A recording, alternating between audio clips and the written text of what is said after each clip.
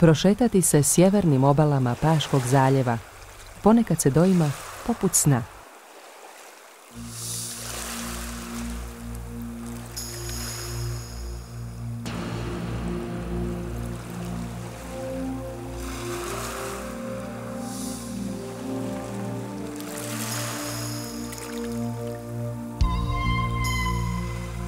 Nekoliko kilometara istočno od malenog mjesta Metajna prostire se krajolik izuzetno zanimljiv zbog svojih kamenih formi te divljih i čistih plaža.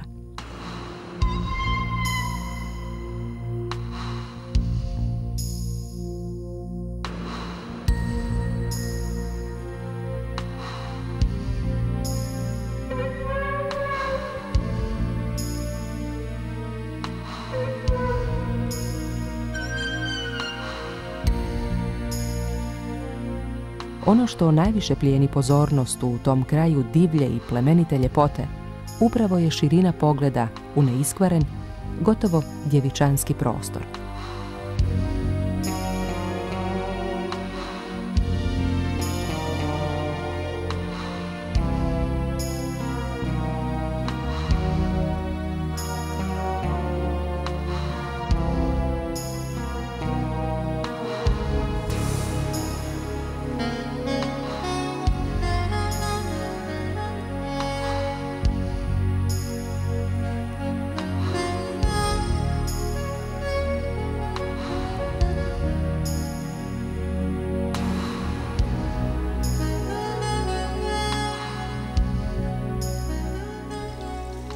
Potočić što vijuga ovim golim kršem ističe neobično ozračje ovoga čudesnog mjesta.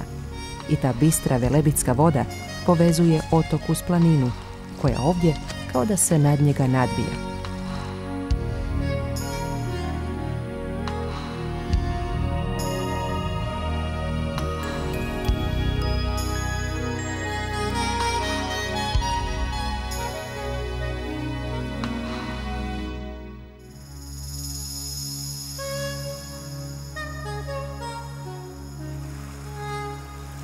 Površina Paga ponekad kao da više pripada mjesecu no zemlji.